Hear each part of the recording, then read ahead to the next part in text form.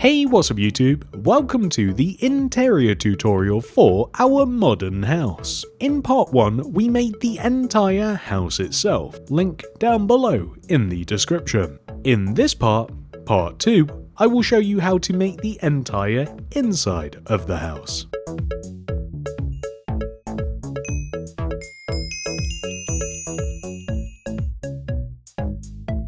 And here are all of the materials that we will use throughout the build. Please do make sure that you have access to all of these. With all of that out of the way, we can begin. We will start all the way over here in the back left-hand corner of the house. We first of all will place a row of black concrete extending along this back wall connecting to this window. We will then extend one row forward and then up to the top of the ceiling. We will then leave a gap of 2, 1, 2, and place a row of black concrete connecting to this front wall. And we will fill this empty space in with black concrete, like this.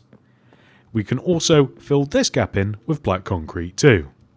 And just whilst we're here, we can add 2 rows of black concrete extending forwards from in between these windows. We can then add a row of black concrete here, here, connect them together across the top, and we can place a row here and here, just like so. If you like, you can shrink this gap so that it feels ever so slightly less open as we walk into the kitchen, but I actually prefer it a little bit more open myself. I'm also going to recommend that we just clad the back wall with black concrete. On the left side, we will place 2 additional rows of black concrete extending forwards from floor to ceiling, with an iron bar here. We then want to place a backwards facing smooth quartz stair here, with a trip wire hook above it. Smooth quartz block here, sideways facing rail here, 2 furnaces here with polished blackstone pressure plates on top, smooth quartz block here with a stone button in from, smooth quartz block here, 2 upside down smooth quartz stairs here, 2 more smooth quartz blocks here. We will then place a light grey banner here in front of the stair, and a pale oak shelf here with a variety of candles inside of the shelf.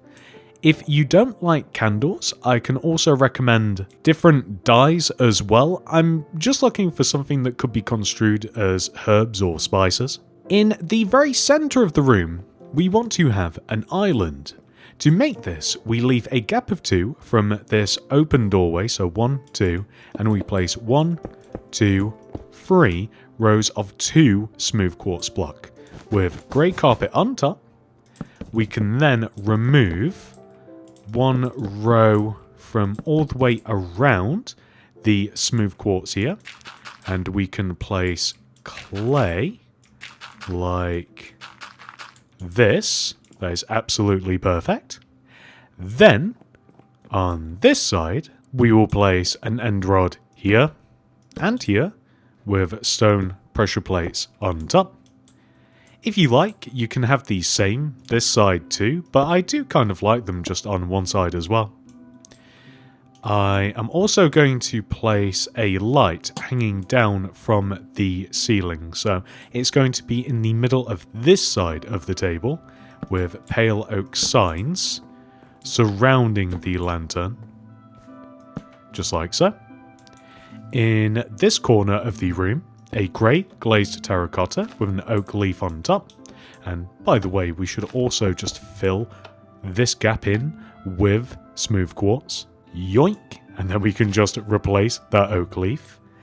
And on this wall here, in the middle of the wall, and there is a middle, we will place a pale oak shelf, and above this, an item frame with a clock in the item frame. And in here, I'm just going to add a couple of trip wire hooks. Next, we are going to head all the way back over into the foyer, where it turns out we can actually extend this entire wall forwards if we like. So we can just extend each one of these black concrete blocks like this, we can remove the original set inside of the rooms, and then we can open up this doorway into the kitchen a little bit more.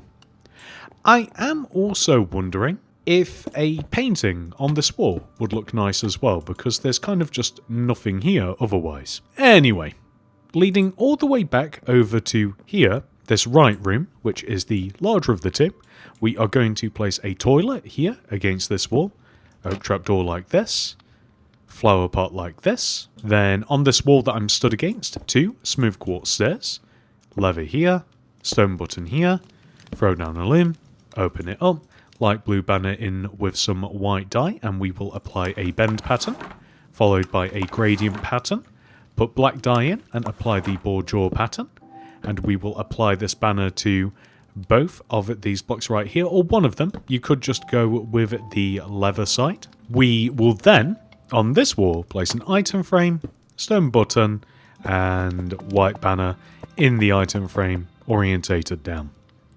Moving into the smaller of the 2 rooms, we will place an armor stand here, chest plate on it, flower pot here, oak shelf here, with either 1, 2, an assortment of helmets or clothing items. You do also have the option of adding like a painting or something in here as well. I think that a tripwire hook above this is also appropriate. And as we head outside, we can add some grey carpet here in front of this wall with a 1x1 painting in the middle. That looks wonderful. Here we can place a decorated pot, flower pot inside of it, and a fern.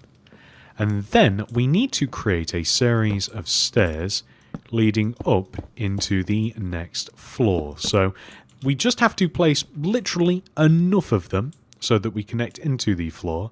And I'm thinking that we remove this black concrete here and make it white concrete, just because I think it looks ever so slightly nicer. Although I don't know if it even makes a difference whatsoever. I'm probably just being crazy, but I'm going to place upside down birch stairs underneath this set, add another set of stairs here, and then an upside down set of stairs underneath here with some grey carpet in front of these stairs themselves. And then now remove these quartz blocks as well, birch stair here, and before we move on, an armor stand just faced here in this corner. And now we can head all the way upstairs and we can work on these rooms. First of all, we will create a wall by placing a row of 1, 2, 3 black concrete extending from floor to ceiling in this position. We will then place 5, 1, 2, 3, 4, 5 light blue stained glass paint extending this way towards the stairs. We can then create a black concrete pillar leading from floor to ceiling again, like this. We will then remove these extra smooth quartz blocks. Then we will leave a gap of 1 here, and we will place a row of black concrete that extends to both this back wall and also across here and to here. And we can just extend these black concretes all the way up to the ceiling. This creates the walls for the living room, bathroom and bedroom all in one. And not only that, we can place some paintings here. So a couple of 1x1s like this. I don't know whether grey carpet across the landing here looks... I don't know if it looks nice or not. I did also contemplate placing some slabs like this, but I actually think, like, it looks kind of cool from this angle, but ultimately I think this looks better. Anyway, we are now going to head into the living room area. And in here, we will place a row of black concrete extending from the floor to the ceiling in this corner. And then a note block here, 2 bookshelves to the right, then another note block, then a row of black concrete to the right, floor to ceiling, bookshelves here, oak shelves in front of this, and then I specifically, well, would you look at that, I like that painting right here for the TV, and then on this wall, a 1x2, that's actually the one that I had in the original, just right here on this wall. Then we are going to place some more paintings, just some 1x1s. So one will go here, one will go here, so any of them will do just nicely. I am then going to seal up this wall using smooth quartz. Then we are going to leave a gap of 1 here and place a sideways smooth quartz stair. Extend to the left, 1, and then curve it off. Place a single smooth quartz stair here. We will then leave a gap of 1 in front of the sofa and then place 3 smooth quartz slabs. We will then create a carpet/rug area in this shape. I did also think about fleshing out the entire middle section. That might actually look a little bit better. I do actually like that. We could even maybe do around the back of the sofa. I think that looks good actually. Then in this corner, couple of end rods with a grey glazed terracotta on top. I actually forgot that we have to fill this series of shelves up with music discs. Now, I've just grabbed the first 9 as they appear here, but if you have a set of favourites, feel free to add them. Then we are able to move into the other half of the house. Over here, we are going to leave a gap of 1 from this wall and place 1, 2, 3, 4 black concrete extending to the left. And we will join these all the way up to the ceiling. Then we will place 2 rows of 3, a grey wall extending from in front of the base of this wall with white carpet at the top. We then want a chisel bookshelf here, lantern here, decorated part here, flower pot inside, fern here, and then at the foot of the bed on this wall we are going to have a TV, so we need 2 rows of 4 barrier blocks, and we will just place a painting here, and it can literally be any painting. I quite like that one actually. And then here at the top of the wall above the bed I will place another painting. And then I'm going to head here into the closet. So we can actually divide this up with a row of bookshelves, like right in the middle like this. And we can add a row of black concrete here, bookshelves here, end rods here. Then we can stick, say, like an oak shelf here, spruce trapdoor here and here. And I'm just going to place some grey barriers like this just to keep the grey theme going. And I'll come and fill this in a little bit later as we can come to the opposite side, which is ever so slightly larger. We're going to do a similar thing, so we'll add a row of black concrete here, end rods here, bookshelves here, and then we can add some more banners. And this time we can add like an oak shelf here, and we can add trapdoors like this. This one we will actually be able to place an item frame on. And we can say place leggings here, and then we can fill this up with shirts or more, whatever you want to basically fill these shelves in with. And then on this opposite side, I'm just going to fill this in with boots. But of course, do feel free to add some variants. And then that leads us to the bathroom, which we actually have to break in two. So this is how we do it, literally just right here. And so in the bathroom, we will place a row of 1, 2, 3 smooth quartz stairs, curve this around and join back to itself. Stone button here, maybe even a couple here, grey carpet here, grey glazed terracotta here with an oak leaf on top. Here we will have an upside down smooth quartz stair with a spruce trapdoor on top, flower pot here, item frame here, stone button, white banner orientated down. We could even have another white banner here as well. And I'm thinking actually 1 button is sufficient, but a lever might look a little bit better, and that's it. That is the entire interior of the build, 100% fully completed. However, this video is not over. We must now add our brand new modern house into our city. I have recently renovated this part of the city. I'm calling it the new modern suburbs. And I think that this house would actually fit perfectly here.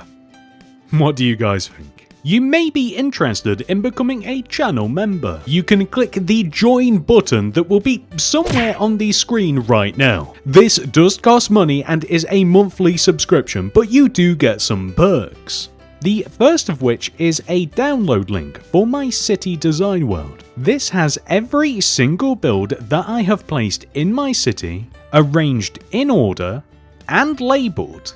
This perk also comes with schematics for the mods Lightmatica and World Edit, so you can easily reference and copy and paste these builds into your worlds in any way that you'd like. However, if you're not interested in any of that building business, the highest tier allows you to download the most current version of Mini-City. There are also some minor perks, including loyalty badges displayed next to your name whenever you comment something down below on my videos. Depending on how long you have been a channel member, you gain a more prestigious helmet, with the highly coveted gold builder's hat being the most valuable. And that's it. Thank you so much for watching. I hope to see you in the next one. Goodbye.